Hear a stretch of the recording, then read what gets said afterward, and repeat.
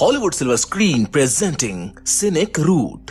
कहानी की शुरुआत में हम एक सीन देखते हैं जहां दो लोग लड़ रहे होते हैं और फिर सीन शिफ्ट होता है जहां हमको फ्लैशबैक में दिखाया जाता है कि जो लोग कहानी की शुरुआत में लड़ रहे थे वो दोनों पुराने दोस्त हैं जिनके नाम मिशेल और कार्टर हैं। हमें मिशेल के बारे में पता चलता है कि वो नॉर्मल जॉब करता है और अपनी लाइफ में सक्सेसफुली सेटल है, पर उसकी पर्सनल लाइफ कुछ खास अच्छी नहीं चल रही। दरअसल मिशेल एक म्यूजिशियन बनना चाहता था पर उसने अपने ड्रीम्स को फॉलो नहीं किया और अब वो एक नॉर्मल जॉब करता है। वो अपनी लाइफ में सेटल तो है पर उसकी पर्सनल लाइफ में बहुत सी परेशानियां हैं। वहीं दूसरी तरफ हम कार्टर को देखते हैं जिसका ड्रीम एक प्रोफेशनल बुक राइटर बनने का है, जिसके लिए वो अभी तक स्ट्रगल कर रहा है। साथ ही उसकी फाइनेंशियल कंडीशन भी बिल्कुल अच्छी नहीं है, इसीलिए वो अपने ट्रक में ही रहता है। जिसके बाद हम इन दोनों दोस्तों को कार्टर के ट्रक में एक रोड ट्रिप पर जाते हुए देखते हैं। अब जिस रोड से ये दोनों होकर जा रहे होते हैं उसका नाम सिनिक रूट होता है, जहाँ कुछ दूर जाने पर इनका ट्रक खराब हो जाता है, जिसको कार्टर चेक करता है पर ट्रक स्टार्ट नहीं होता। और अब मिशेल भी उसको देखकर ट्रक से नीचे उतर जाता है, जहाँ हम देखते हैं कि मिशेल का एक पैर इंजर्ड है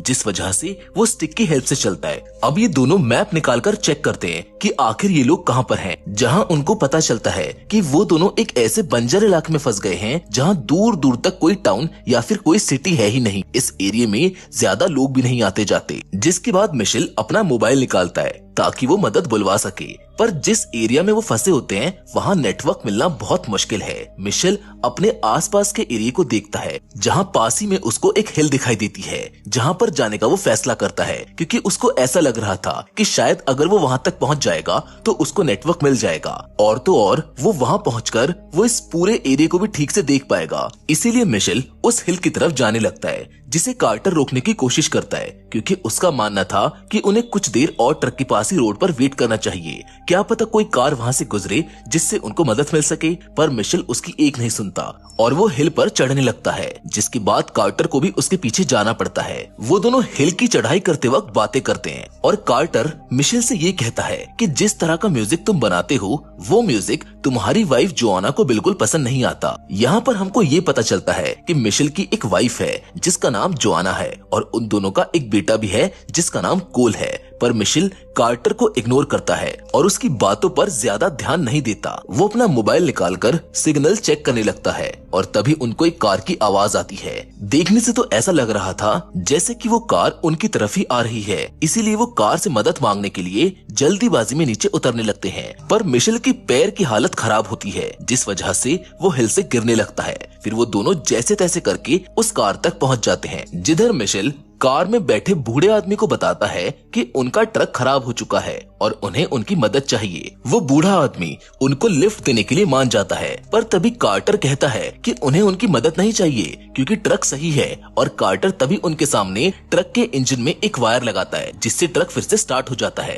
कार्टर मिशेल से बताता है कि उसने ही इस वायर को निकाला था, जिस पर मिशेल उस बूढ़े आदमी से माफी मांगता है और वो वहाँ से चला जाता है। फिर मिशेल कार्टर से ये पूछता है कि आखिर उसने ये सब क्यों किया, जिस पर कार्टर उससे ये बोलता है कि मुझे तुमसे कुछ बात करनी थी, इसीलिए मैंने इस वायर को निकाला था। जिसको सुनकर मिशेल उस पर भड़क जाता है। वो उस पर गुस्सा करने लगता है, जहाँ इन दोनों दोस्तों के बीच बहस छिड़ जाती है, जिधर कार्टर उससे कहता है कि तुम्हें अपने ड्रीम और अपने पैशन को फॉलो करना चाहिए था, तुमने उसको छोड़कर बहुत बड़ी गलती कर दी। यहाँ हम देख पाते हैं कि कार्टर मिशेल की वाइफ को पसंद नहीं करता क्योंकि अपनी फैमिली की वजह से ही मिशेल ने अपने ड्रीम पर गिव अप कर दिया था। जबकि मिशेल उससे कहता है कि तुम मुझसे ये सब कैसे कह सकते हो, तुम मुझे एडवाइस नहीं दे सकते, तुम्हारी तो खुद की हालत खराब है, यहाँ तक कि तुम्हारे पास तो खुद का घर भी नहीं है। अब काफी देर ऐसे ही बहस चलती है, जिसके बाद मिशेल ट्रक में वापस आकर बैठ जाता है और जैसे ही वो दोनों वहाँ से निकलने लगते हैं उनका ट्रक स्टार्ट ही नहीं होता। और इस बार जब कार्टर दोबारा इंजन को चेक करता है तो उसको पता चलता है कि इंजन सच में खराब हो गया है, जिसमें से धुआं निकल रहा है। जिन सब के बाद अब मिशेल और भी ज्यादा गुस्सा हो जाता है। वो ये सोचता है कि अगर कार्टर कुछ नहीं करता तो वो इस सिचुएशन में नहीं फंसते। जिसके बाद अब वो दोनों बेबस होकर मदद मिलने का इंतजार करने लगते हैं। ऐसे ही पूरा दिन बीत जाता है और रात हो जाती है। अब उन दोनों के पास ना तो खाने को कुछ होता है और ना ही पीने के लिए। उनके पास पानी भी सिर्फ थोड़ा सा ही बचा है। रात को वहाँ पर ठंड बढ़ने लगती है और मिशेल ट्रक में वापस आकर बैठ जाता है और अब उनका थोड़ा बहुत पानी जो बचा था वो भी खत्म हो जाता है। जहाँ हम देखते हैं कि दोनों का गुस्सा अब शांत हो चुका था, जिधर कार्टर मिशेल से अपने बुरे बर्ताव के लिए माफी मांगता है, जिस पर मिशेल उसको माफ भी कर देता है। वो उससे कहता है कि मैंने भी जिंदगी में बहुत सी गलतियां की हैं, जिनका पछतावा मुझको आज भी है। जिसके बाद वो उसको एनी नाम की लड़की के बारे में बताता है जिसके साथ मिशेल का अफेयर था और जिसके लिए उसने अपनी वाइफ जोआना को चीट किया, जिसका उसको बहुत पछतावा था। अब ऐसे ही करते करते वो कार्टर को एक टैक्सी ड्राइवर मूवी के एक्टर के हेयर स्टाइल के बारे में बताता है जो उसको पसंद था, पर वो कभी भी वैसा हेयर स्टाइल नहीं रख पाया। जिसे सुनकर कार्टर उसको बोलता है कि मैं तुम्हारा वैसा हेयर कट कर सकता हूँ, जिस पर मिशेल पहले तो मना करता है लेकिन अंत में वो मान जाता है क्योंकि अभी उनके पास करने के लिए कुछ भी नहीं है। कार्टर अपने रेजर की हेल्प से मिशेल का हेयर कट करके उसको वही वाला लुक दे देता है जो मिशेल को बहुत पसंद आता है। जिसके बाद अब उन दोनों को बहुत प्यास लगने लगती है और ज्यादा प्यास लगने की वजह से मिशेल ट्रक के वेस्ट वाटर को पीने लगता है, पर कार्टर उसको नहीं पी पाता क्योंकि वो बहुत गंदा होता है, जिससे अब मिशेल की तबीयत खराब होने लगती है। पर वो दोनों सो जाते हैं। जिसके बाद हमें अगले दिन का सीन दिखाया जाता है जहां हम एक लेडी को देखते हैं जो उसी रास्ते से जा रही होती है और उनका ट्रक देखकर वो वहीं पर रुक जाती है। तभी कार्टर भी कार की आवाज सुनकर उठ जाता है। वो जल्दी से कार से उतरकर उस लेडी से मदद मांगता है। तभी मिशेल भी अचानक से उठकर उस लेडी की कार के सामने आ जाता है और कार में बैठने लगता है, जिसकी ऐसी हालत और हुलिया देखकर वो लेडी डर जाती है और वो वहाँ से चली जाती है। इन सब चीज को देखकर कार्टर का दिमाग खराब हो जाता है और वो मिशेल पर गुस्सा करने लगता है क्योंकि इतनी देर बाद यहाँ से कोई कार गुजरी थी जिससे उनको मदद मिल सकती थी, पर मिशेल के बिहेवियर की वजह से मदद की वो उम्मीद भी खत्म हो चुकी है। मिशेल भी उस पर गुस्सा करता है। वो कहता है कि अगर तुम शुरुआत में वो बेवकूफी नहीं करते ना तो आज हम इस हालत में ना होते। और तभी कार्टर ट्रक से अपना बैग उठाता है और मिशेल को वहाँ छोड़कर अकेला ही आगे जाने लगता है। मिशेल उसको आवाज लगाकर रोकने की कोशिश करता है पर कार्टर नहीं रुकता, जिससे अब मिशेल भी भड़क जाता है। वो वहाँ पड़ा एक पत्थर उठाकर सीधा कार्टर की ओर फेंकता है जो सीधा जाकर कार्टर के सर पर लगता है, जिससे उसके सर से खून आने लगता है, जिससे कार्टर को और गुस्सा आ जाता है और कार्टर मिशेल की तरफ बढ़ता है। अब उन दोनों के बीच में हाथापाई शुरू हो गई थी। वो एक दूसरे को बहुत बुरी तरह मारने लगते हैं और ये वही सीन है जो हमको कहानी की शुरुआत में दिखाया गया था। इस लड़ाई के दौरान कार्टर मिशेल के पैर पर काट लेता है, इसीलिए मिशेल कार्टर के सर पर अपने स्टिक से वार करता है, जिससे कार्टर वहीं पर बेहोश हो जाता है। जिसको देख अब मिशेल डरने लगता है कि ये उसने क्या कर दिया। बहुत देर होने के बाद भी कार्टर को होश नहीं आता। मिशेल उसको जगाने की कोशिश करता है पर कोई फायदा नहीं होता।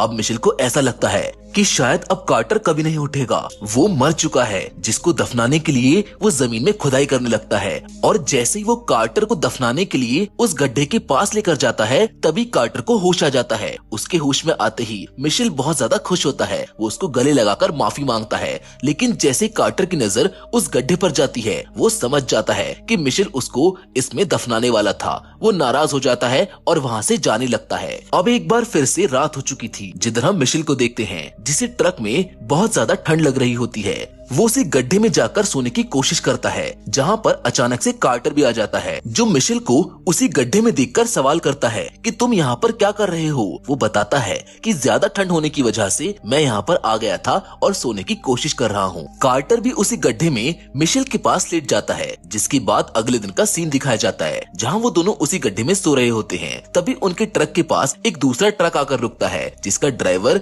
उनके ट्रक को देखता है जिसमें उसको कोई नहीं दिखता। सच में उनकी किस्मत बहुत खराब है क्योंकि वो दोनों तो गड्ढे में सो रहे थे। वो ट्रक भी वहाँ से चला जाता है और फिर ऐसे ही एक और दिन बीत जाता है और रात हो जाती है, जहाँ हम ट्रक के आगे मिशेल को बैठा देखते हैं जो मैप में देखकर रास्ता ढूंढने लगता है। उसे पास में एक टाउन दिखता है जो ज्यादा दूर नहीं है। वो तभी कार्टर को उठाता है और उसको अपने साथ चलने को कहता है। कार्टर उसको मना करता है पर वो उसको जैसे तैसे करके उठाकर सहारा देकर अपने साथ ले जाने लगता है। जिन्हें चलते चलते सुबह हो जाती है और वो बहुत आगे निकल आते हैं, पर तभी उनको एक ट्रक की आवाज आती है और जैसे मिशेल हिल पर से उस ट्रक को देखता है तो उसको उनके ट्रक के पास एक दूसरा ट्रक दिखाई देता है, जिसका ड्राइवर उनके ट्रक को अपने साथ ले जाने लगता है। जिसे मिशेल आवाज लगाकर रोकने की कोशिश करता है पर उसकी आवाज ड्राइवर तक नहीं पहुंचती क्योंकि उसने लाउड म्यूजिक चला रखा होता है और मिशेल उससे काफी दूर होता है। जिसके बाद वो ट्रक ड्राइवर अपने साथ उनके ट्रक को ले जाता है। मतलब अब उनके पास और कोई चारा ही नहीं बचता है। वो दोनों फिर से आगे बढ़ने लगते हैं जहाँ चलते चलते रात हो जाती है। वो दोनों काफी थके होने के कारण वहीं पर आराम करने लगते हैं, पर कुछ देर बाद मिशेल को किसी की आवाज आती है। वो इधर उधर देखने लगता है जहाँ पर उसको पता चलता है कि वहाँ पर एक भेड़िया है है जो किसी जानवर की लाश को खा रहा है। मिशेल उसको वहाँ से भगा देता है और उस जानवर की लाश के पास आकर उसको खाने लगता है, क्योंकि उन्होंने काफी दिनों से कुछ भी नहीं खाया था। जिसके बाद अब हमें अगले दिन का सीन दिखाया जाता है, जिधर उन दोनों को इलेक्ट्रिक पोल्स दिखाई देते हैं, जिसके सहारे वो आगे जाने लगते हैं और आगे बढ़ते बढ़ते वो उस टाउन तक पहुंच जाते हैं। पर उनको वहाँ पर कोई भी नहीं दिखता। वो जगह पूरी तरह से बंजर और सुनसान होती है, जहाँ ढूंढने पर उनको एक वाटर टैंक दिखता है, जिसमें से वो पानी पीते हैं और थोड़ा पानी अपने साथ स्टोर करके वहाँ से जाने लगते हैं। पर तभी अचानक मिशेल का मोबाइल बजने लगता है और हमें सामने से उनकी तरफ एक एम्बुलेंस आती हुई दिखाई देती है। जिसके बाद सीन शिफ्ट होता है, जहाँ हम कार्टर और मिशेल को हॉस्पिटल में देखते हैं, जिधर मिशेल की वाइफ उससे मिलने आती है और उसको गले लगाती है। जिसके बाद हमें कुछ हफ्ते बाद का सीन दिखाया जाता है और अब सब कुछ एकदम नॉर्मल हो चुका है, जिधर हम देखते हैं कि मिशेल कार्टर को अपने घर में रहने के लिए एक रूम देता है, क्योंकि कार्टर के पास रहने के लिए कोई घर नहीं है। कार्टर भी मिशेल को कई सारी म्यूजिक सीडीज देता है और ये सब साथ में खुशी से रहने लगते हैं। पर एक दिन जब मिशेल जोआना की फैमिली से मिलने उनके साथ जाता है, तो हम मिशेल को किसी चिंता में देखते हैं। वो कुछ परेशान नजर आता है। वहीं सब डिनर पर मिशेल का इंतजार कर रहे होते हैं और तभी उसका बेटा कोल उसके पास आकर उसे अपने साथ डिनर के लिए ले जाता है। जिसके बाद एक बार फिर से हमको रात का सीन दिखाया जाता है, जहां अचानक से मिशेल को बेचैनी होने लगती है और उसको घबराहट भी होने लगी थी। उसको कुछ समझ नहीं आ रहा होता, इसीलिए वो कार्टर को कॉल मिलाता है। वो उसको इस बारे में बताता है कि उसको अभी भी यकीन नहीं हो रहा कि वो आखिर इतनी आसानी से कैसे बच गए। साथ ही वो उसको ये भी कहता है कि कहीं ये सब हमारी कोई इमेजिनेशन तो नहीं है। जिस पर कार्टर भी उससे कहता है कि उसको भी सब कुछ अजीब लग रहा है, पर तुम ज्यादा परेशान मत हो। और तभी कार्टर की आवाज कटने लगती है और मिशेल जैसे ही अपना मोबाइल देखता है तो उसके मोबाइल पर क्रैक्स पड़ने लगते हैं और अचानक से उसका मोबाइल बंद हो जाता है। जिसके बाद हमें वही जगह एक बार फिर से दिखाई जाती है, जहाँ पर लास्ट टाइम कार्टर और मिशेल सो रहे थे, जहाँ हमको पता चलता है कि वो तो उसी दिन मर चुके थे। और अब तक जो सब कुछ हमने देखा, जैसे कि कार्टर मिशेल का उस टाउन में जाना, हॉस्पिटल में जाना और पुरानी लाइफ में वापस चले जाना, ये सब बस उनकी इमेजिनेशन थी। मिशेल को भी अब ये रियलाइज हो गया था कि ये उसके इमेजिनेशन है, जिसके साथ ये कहानी यहाँ पर खत्म हो जाती है। हम उम्मीद करते हैं कि आपको इस फिल्म की कहानी पसंद आई होगी। फिलहाल तो आज के वीडियो में बस इतना ही, लेकिन हम फिर से जरूर मिलेंगे और वो भी एक और नई इंटरेस्टिंग कहानी के साथ।